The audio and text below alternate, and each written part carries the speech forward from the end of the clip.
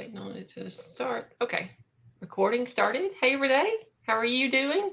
Hey Amy, I am great. How are you doing? Oh, getting in the Christmas holiday spirit. What about you? Oh yeah, same. Been decorating, listening to music, and trying to, Me too.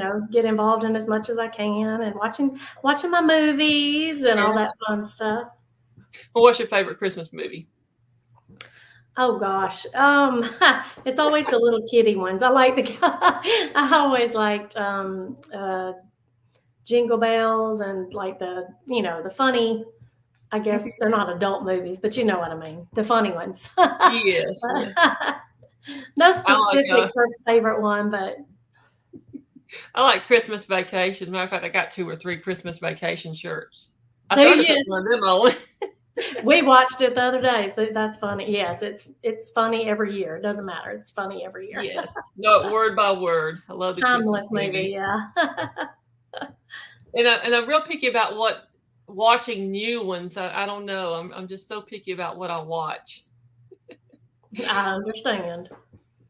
Well, I thought it would be great to kind of talk about because I know like during this time of year, not many people are out house shopping. We're focusing on our families and friends. No matter what holiday you celebrate, usually there's something going on right around now that doesn't involve real estate. But what you do during this time of year could definitely affect your credit and your future purchase ability next year if you're planning to buy a home. So I Oh thought it would be yes. great to kind of talk about credit cards, the store credit cards. They save 10%, 20% if you apply Mhm. now, and the whole big picture of what to do and not to do if buying a home or selling your existing home, upsizing, downsizing, whatever you need to do is on your radar for next year.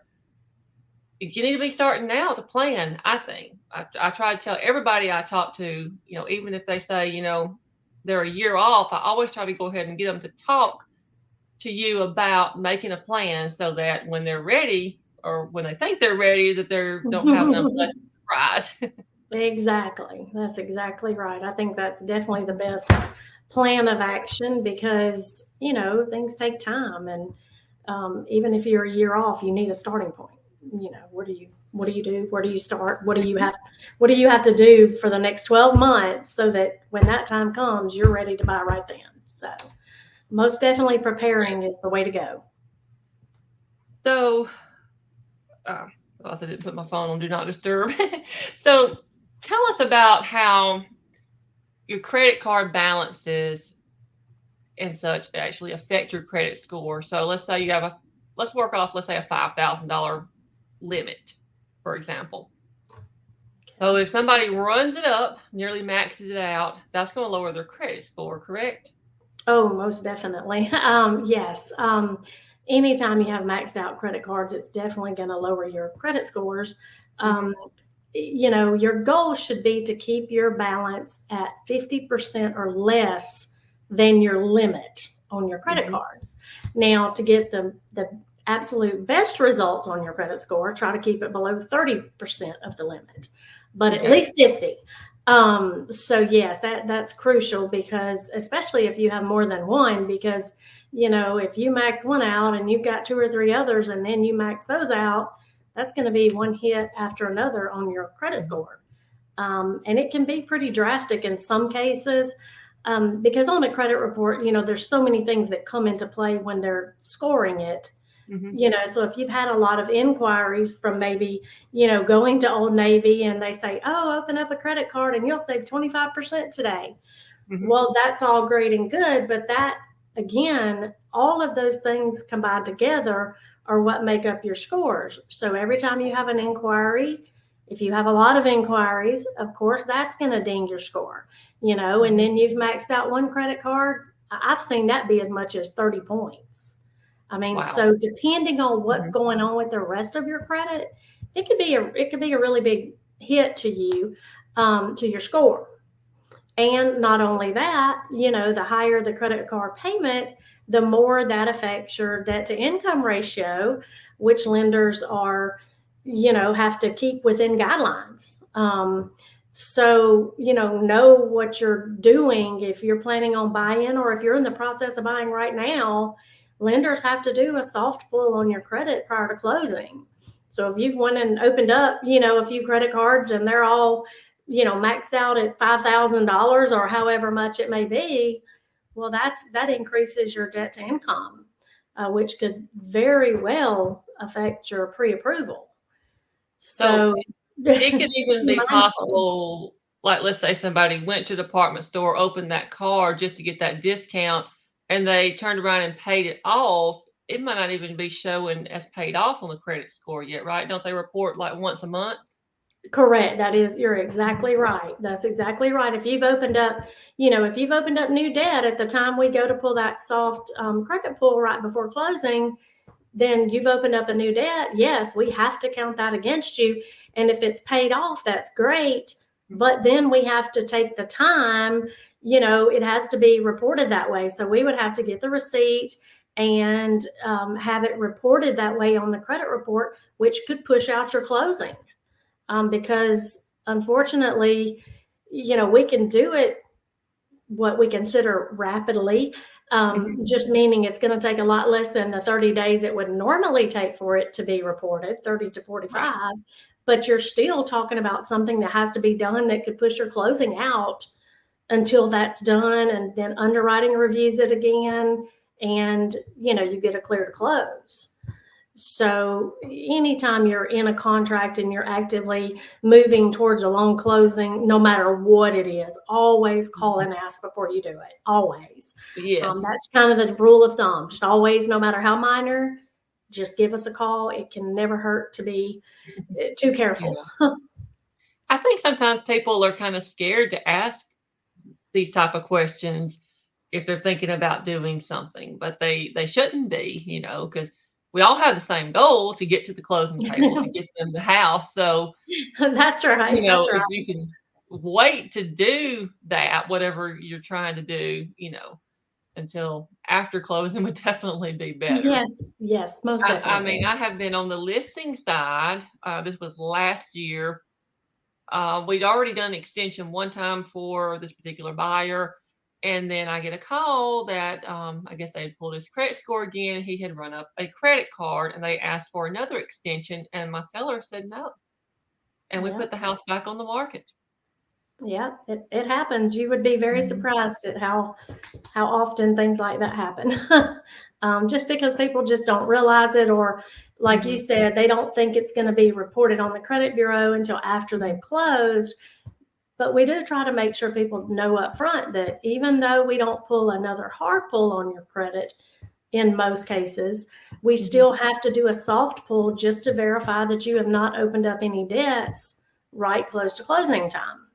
And there's cases where maybe people aren't closing for 60 days or 90 days or whatever the case may be for new construction. And maybe our credit report expires and we have to pull a new one. So I've Right. seen things like that happen at that point also. People just don't think about it. Everybody wants everything right now. So they just don't think that it's going to come up, or that we're going to check it again, or that it could become an issue until it is. So.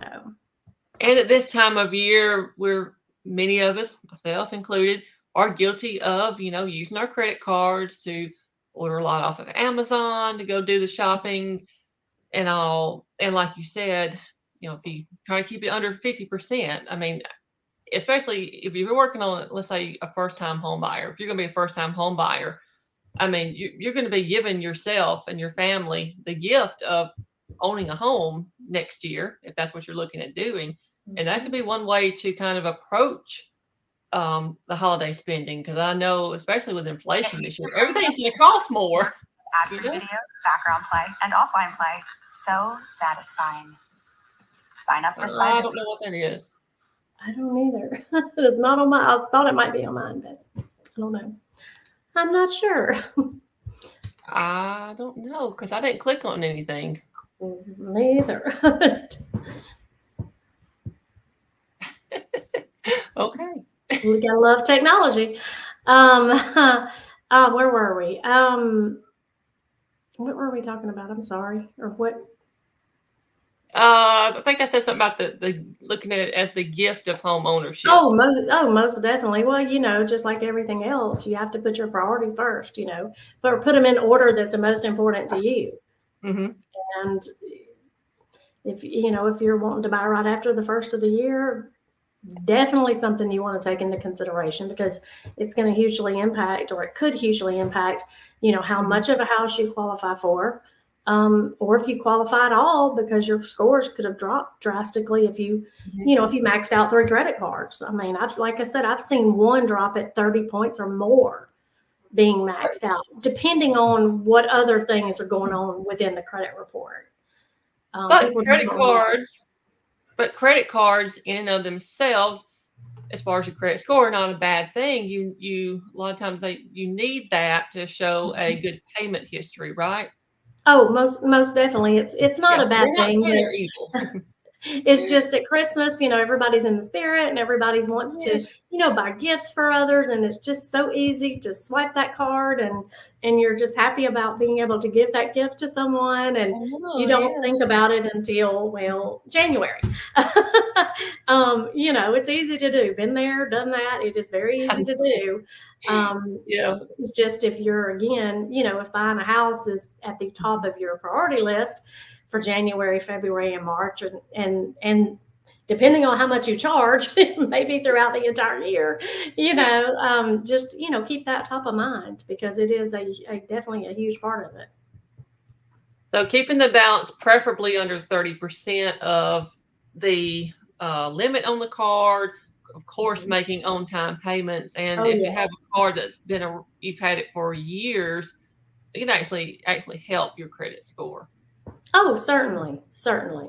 I mean, I know that y'all use like secured cards for establishing credit, right? Let's say got somebody who doesn't have any credit, like maybe a young person, they've just graduated college and maybe they got through college without taking out any of those cards on campus. Yeah, that's right. We highly recommend, when they're building credit, to do that, to go to their bank or credit union, or Capital One or whoever, and get a secured credit card, because you're just spending your own money.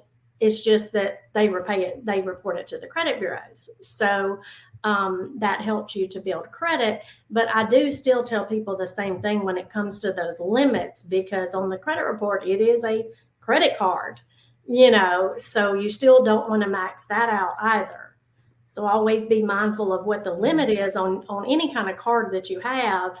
Try to stay below 50%, but preferably 30% of the limit on the card at all times, to maximize your score. How does it affect the credit scores, like if you pay it off in full every month? That's a good question. And it's a hard one to answer, because, again, a lot of these questions, there's so much involved that goes into those scores on the credit report.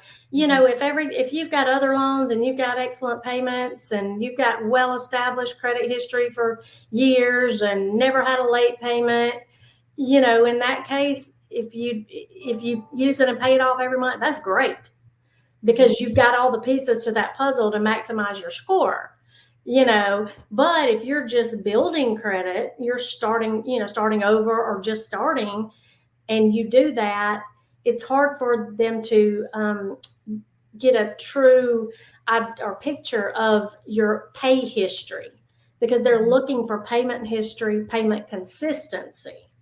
So if you use it, pay it off, depending on when they report, it could hurt you more than help you if you're trying to build new credit. Mm-hmm. But if you've got well-established credit and that's what you've done, been doing, and you've got a car and a house and other lines of credit, and and you're doing that, that's perfectly fine. It doesn't hurt you in that case, because everything else is keeping those scores up where they need to be. You're not trying to establish a credit history or a payment history. Okay. Well, that makes sense. Just things like that you don't think about. People, you just don't know. You don't know what you don't know.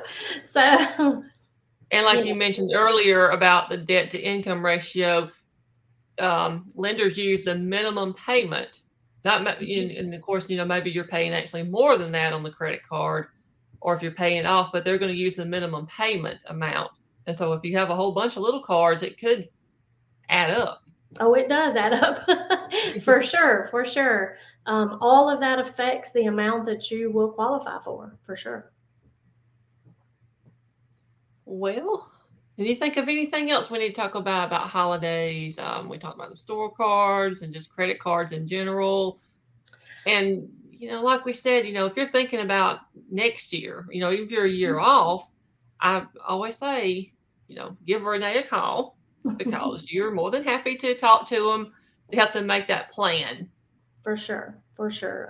I strongly advise that, especially for first-time home buyers, because they just don't know. They don't know all the pieces or all the things that have to take place to get you ready to purchase a home. I can give them an estimate on how much money they need to work towards saving, and just give them all the tips that they need to truly be prepared when the time comes and they're ready to buy. And one good thing about working with someone like Renee, we're all working together for the same goal. So it may seem daunting. It may seem a little bit scary if you're fixing to buy your first home, but you've got a whole team of people that's going to be working to help make that happen. That's right. That's exactly right. And, as long as our clients are willing to work on it, I'm willing to stick with them until they get there. It doesn't matter if it's 6 months, a year, or 2 years, if people are willing to put in that work and, follow their plan and stick to it and do what they need to do to get in a home, I'm going to stick right by them the entire way. And so will Amy. So. Yeah. And one that we did earlier this year, I'd first spoken with her like a year and a half before, or close to 2 years, I think it was. So yeah, just sometimes people need time to work on things, and also that's what we're here for, is to try to help everybody out, because owning a home is a lot better than paying your landlord's mortgage. Yes, ma'am, without a doubt. At the end of the day, when you own your home, it's always yours to go home to, and it's your home, and you get to claim it on your taxes. I mean, there's a lot more benefits than if you're renting, because there are no benefits to renting whatsoever, other than just having a roof over your head. That's it. You don't have. There's a time and place for it. Yeah. Like if you're, if you're first starting out, or maybe you're just going to be in an area for a year for a job or something like that, certainly there's definitely times it makes sense to rent. But I mean, I think if without a you're going doubt, to stay in an area 3 to 5 years or longer, I think definitely should be working towards trying to buy. Most definitely. That's where the beginning of your creation of your wealth begins. So that's exactly right. I agree. Yes. So we're here to help make it happen. We all work together, and so always, Renee, it's great having you on here. And for those of you watching, you see our phone numbers and information below. Feel free to call us, text us, email us, find us on Facebook. That's right. We're kind of everywhere online, aren't we? Yes, ma'am. And we'll be happy to, talk to you and find out what your goals are, because every family situation is different. Everybody wants or needs different things. And so not one size fits all. So, like I said, we're here for you. We'd love to make it happen for you.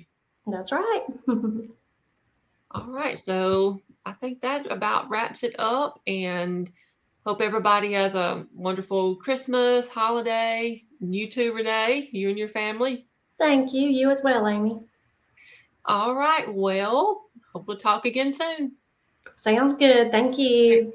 All right. Bye. Bye.